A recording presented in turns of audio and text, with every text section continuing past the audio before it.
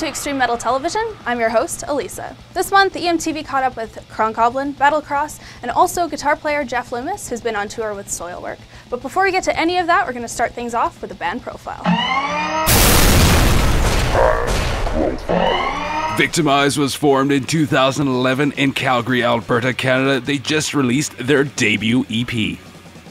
We've got a lot more songs than the 3 that are on the EP, but we had to narrow it down to 3 tracks. So we figured we'd get some that cover sort of the different types of sound we do. We thought those 3 sort of encompass it pretty well. We recorded it with Ian Dillon, who we've known for a long time.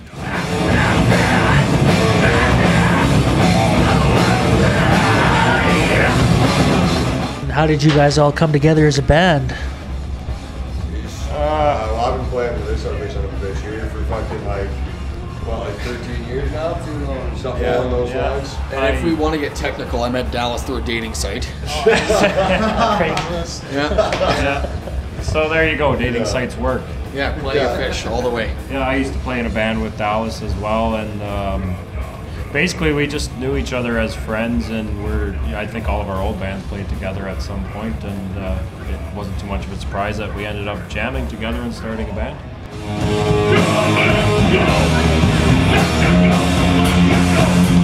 So you guys all kind of have your own little musical influences from each member. I could see hardcore, thrash, metal. Can you just tell us how you guys all put that together without butting heads, I guess?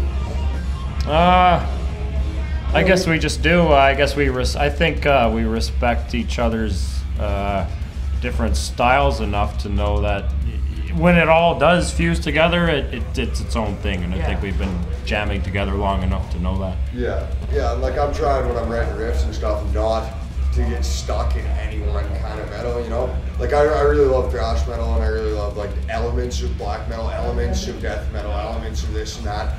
But I don't want to get pigeonholed in any one thing, you know what I mean? So we try to take little bits of this and little bits of that and turn it into something. And Dallas has got this big groove sound. Scott's got this fucking technical death metal thing going on. And we've all heard Cam, what he does. Cam's just fucking, evil. Yeah, He just Cam's puts the icing on the cake. So.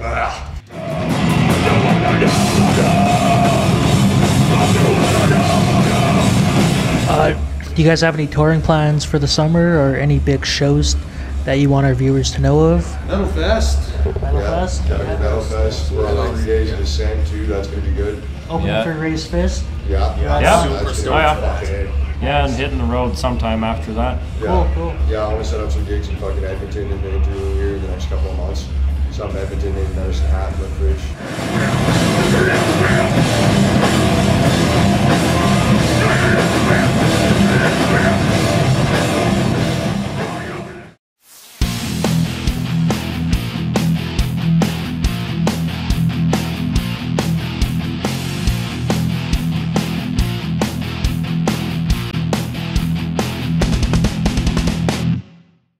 I had a chance to catch up with Battlecross on the recent tour of North America. Battlecross is from Michigan, formed in 2003. Last year, they released a cover of Pantera's Fucking Hostile. We asked them about this. Oh yeah, it's our Pantera cover. It was awesome. We just did it in our friend's basement, or our friend John from Broken Toe Studio, and when we were on tour, like we did it when we were on one tour, and when we went back, we did it on another tour. And it's awesome to have people out in the world where you can go stop and take a shower and, be a person for a second before you got to go back out. So that was really cool. We did that, and Metal Blade liked it, and everybody got good response to it. So the Metal Blade wanted to put it out, so there it was. Boom!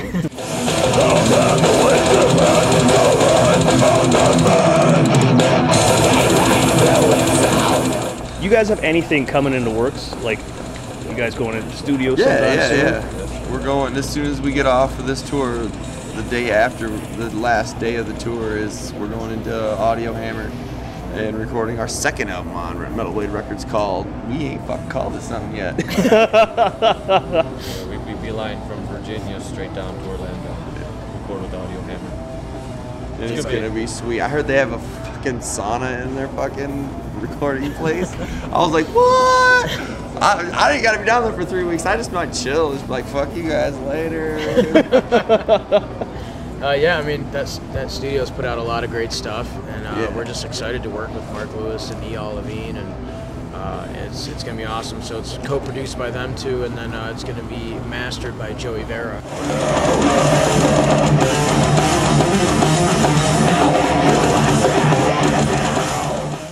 Battlecross's Pursuit of Honor was released in 2011. They are currently working on their next album. We asked them what their recording process was like. Drums, and guitars, then bass and vocals. Boom. So basically sectionals. Yep. It basically goes with the drums and playing to like either a scratch track and a click. Yeah. So you play to just to keep everything in time, and then the guitars go next, and obviously right and left side, and then guitar rhythm section's done, and then we do solos. Or you actually use it's bass and then solos. So you have the bass, solos, and then vocals are last. Yeah. So it's kind of like a layered thing, So it's we're all very picky about how everything turns out. So it's like how it's gonna go is they're gonna be like, all right, we used up your vocal time, bro, so you're gonna have to punch it. We just want everything to sound the best it can be, and so it can be really stressful. But in the end, it's worth it.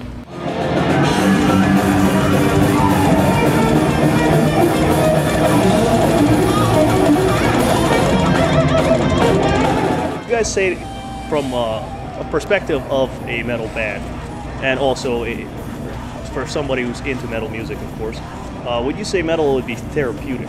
Oh, hell yeah. Definitely. Even from being a kid, like just, getting off my medication and just smoking weed and listening to metal, I could stay off my meds and stay calm. So that's, woohoo! Live without meds. Fuck the RX generation. Kiss my ass. It also helps when you need to get shit done too. Like I'm sorry, I can't, work on something listening to rap or country. It doesn't inspire me to work. They're on some metal. All right, I'm ready to get shit done. Yeah, let's go. Yeah, I mean, just if you're at the gym or whatever, most people don't. I mean, people listen, I guess, whatever. But what pumps you up is something that's energetic. Just that's what I listen to, metal. And then it does get you through tough times or just you're in a shit mood. Just throw on some fucking metal. A lot of lawsuits have been evaded. I mean, rather than going punching someone in the face, do it at a metal show or you at the mosh pit. They're like, yeah, thanks for punching me in the face. Ah!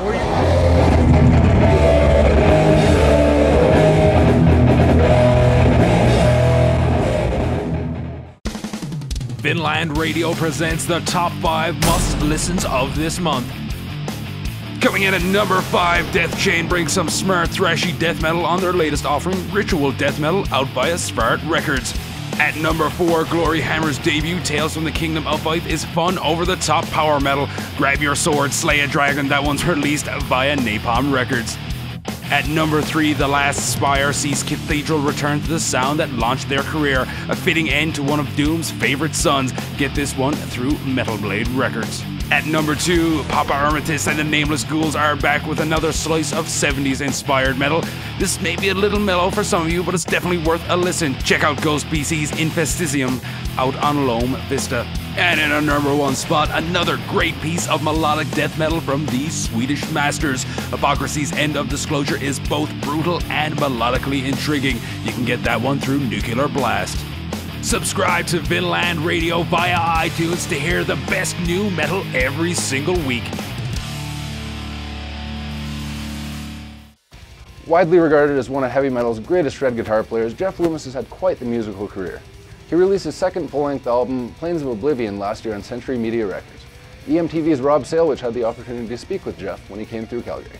Growing up in Wisconsin, how was that for you? I mean, it's kind of a, it's middle of nowhere pretty much in America. Yeah, I spent a lot of my time in my youth actually in the Milwaukee area because that's where they would have most of the metal shows. They used to do a thing called the Milwaukee Metal Fest, and I would go down there with my friends and see like King Diamond, Death Angel, and that kind of was inspiring for me to kind of, be a musician actually.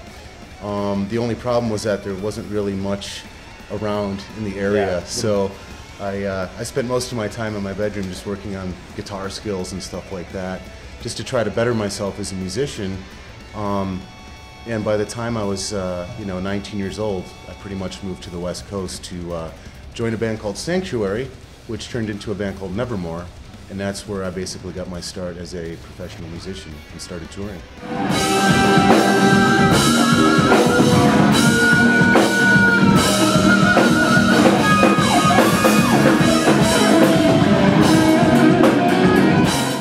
You've got a couple solo albums out now. Yes.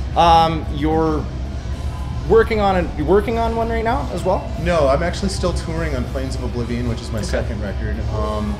To be honest with you, when I did my first solo record, Zero Order Phase, I really had no intention of touring on these records. And it started off with one small tour and all of a sudden blossomed into this, what I'm doing now. So I never expected it to get this far. Right You know on. what I'm saying? I literally did my solo records for pleasure of making instrumental music, you know? So this is kind of cool, you know? It shows that there's still interest in this type of music. And, you know, there's a lot of guitar, you know, fans out there that love this kind of music. So it's a different kind of music, you know? You see a lot of the crowd out there, you know, doing the tilting of the head. a little you bit know of what a I mean? head It's tilt. not music to really like mosh to or get insane with. Yeah. It's more of a technical thing, but I think people still really enjoy it, and I'm trying to, you know, keep that whole spirit alive of instrumental music.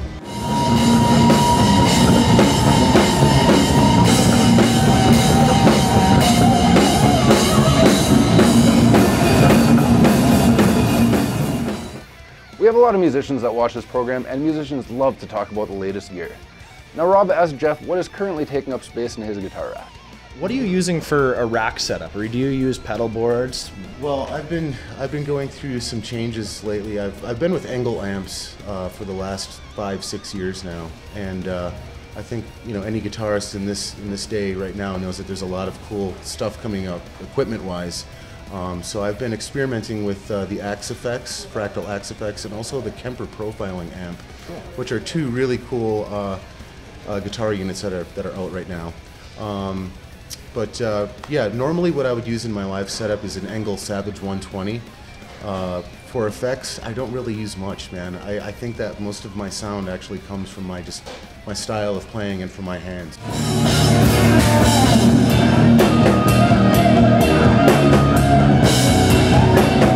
And your guitar, you're known for playing Schecters. You've been playing them for years now. You got your own signature out. Yep. Why don't you explain a little bit about what you put into your signature? What makes the Jeff Loomis signature the Jeff Loomis signature? I started with Schecter probably, like you said, 5-6 years ago, and started using their Hellraiser model, which is kind of like a Strat-shaped guitar, 2 humbucking pickups, Floyd Rose, and I love the feel of it. And I ended up buying one, and the company noticed that I was touring with this guitar. They called me up and said, "Hey, we would love to endorse you with our product." So I started using them as my main guitar. About a year later, I got a phone call, and I was on tour from the vice president of the company saying, "We would like to do a full-on Jeff Loomis signature guitar." And I basically dropped the phone. I was just like, wow. That must have been a pretty exciting moment, This is really cool. So we spent about another 6 months in production of it, you know, trying to come up with ideas and concepts that would be cool. My idea initially was to just make it a very simple guitar. You know, it didn't have to be anything too special. 1 volume knob, 2 EMG 707s, a Floyd Rose, a maple neck, and 2 different colors: Vampire Satin Red and a black satin, which is like a non-gloss kind of finish, so it doesn't fingerprint up and get all messy looking. It's very simple. Extra large Dunlop frets, and really that's about it, man. You know, it's a very simple guitar, and it sells very well. It's the second most popular guitar on the website. So it's a very affordable guitar as well. You know, you're not going to shell out $2 grand for this thing. You know, it's something for the modern metal guitarist and the beginner guitarist or intermediate guitarist.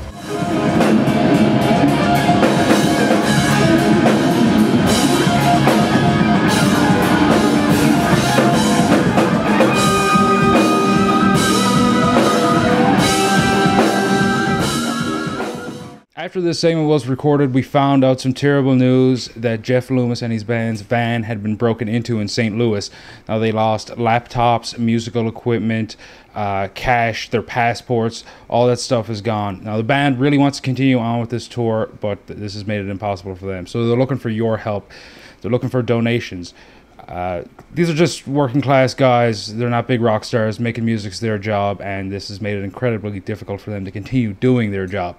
So if you can help, you can send a donation to, let me check out this, is J Loomis Band donation at outlook.com. If you can spare the money, the guys could really use it. And for more information, you can hit up jeffloomis.com. Calgary's own Crown Goblin have been making music since 2009, and they're about to make their first trip across the pond to play Desert Fest in London, England. We asked the guys how that all came about. Well, Desert Fest is a giant international stoner rock, doom, groove, psychedelic fest in London, England. And we actually visited the festival last year as participants, and it was just amazing to be a part of it, or to just go as spectators, and to be able to play it this year is, you know, it's a dream come true for us. I mean, we're huge fans. We're going to be playing alongside bands like Pentagram, Unita, Dozer reunited for the show, Lowrider reunited for the show. So, I mean, it's just an honor. We're the only Canadian band that's ever played that as well, so we're very excited, and it's the first time we've ever been playing internationally, so we're extremely excited about it. So how did it all come about? So Brett and myself, we went last year just to watch the festival, and it was amazing. We met a lot of cool promoters. We met a lot of great fans. We met a few of the bands. We did a fair amount of promoting there, but nothing really came of it. And then about 6 months ago, they opened up a contest where you could enter to play the festival. So we said, well, we'll throw our names in. I'm pretty sure I didn't even tell the band. I just threw our names in because we do all work. I mean, obviously everyone has a day job, so we just threw our name in. And then we found out about a month ago we made it to top 6, and there was going to be a voting system. And then the next day they told us they're dropping the voting system, and we won. So we're on cloud 9 still, just blown away, and we're so excited to be playing in London, England.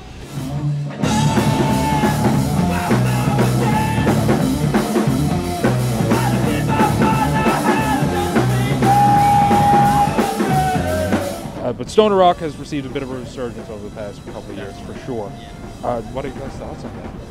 Well, I mean, I'm a massive stoner rock fan, but at the same time, I mean, even if I listen to, you know, full days worth of stoner rock, I find it getting really repetitive. I mean, I still enjoy that, but I find, like, I mean, some of our biggest influences, I mean, modern bands, I would say, like Red Fang's a great example. I mean, they get clumped into that genre, but I don't really think they're stoner rock, but they write some wicked rock tunes, and each song is different than the next. Yeah. And when I think, like, classic stoner rock songs, I mean, I think, you know, repetitive parts. And we always try, like I said, like, we don't want to write the same song twice, ever. I mean, our names sometimes get us clumped into that. But I mean, I think it's an awesome name. I think it's hilarious. And I mean, you know, we're big fans of stoner rock, and we certainly let it influence, but we're also influenced by punk, we're influenced by heavy metal, influenced by classic rock, influenced by progressive music. I mean, so we don't want to ever pigeonhole ourselves into one particular genre.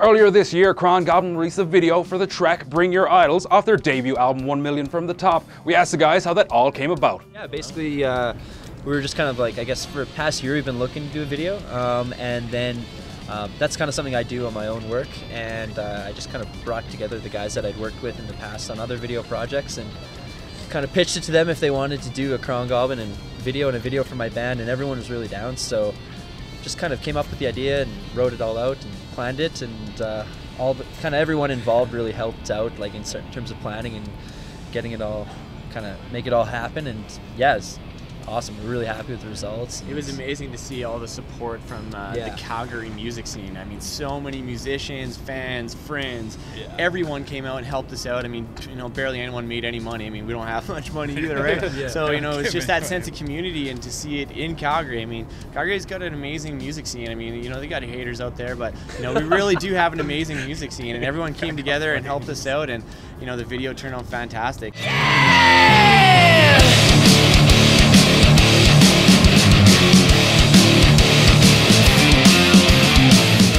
1 Million from the Top's been out for a while now.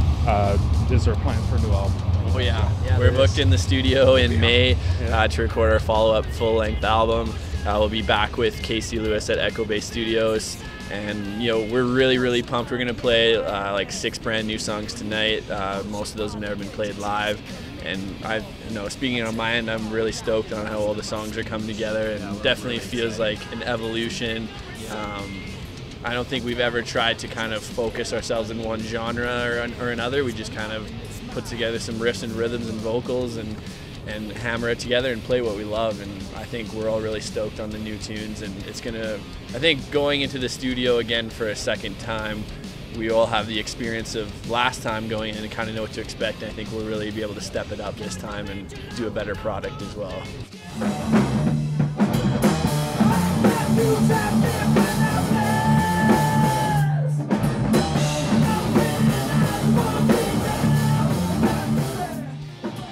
That's it for this episode of Extreme Metal Television from all of us here at EMTV. We really hope you enjoyed the show, and thanks so much for watching. Remember to like us on Facebook at Extreme Metal Television. You can follow us on Twitter at Extreme Metal TV, or also send us an email, extrememetaltv@gmail.com. But just before we let you go, we're going to leave you with a terrible tale of the road from Bonded by Blood.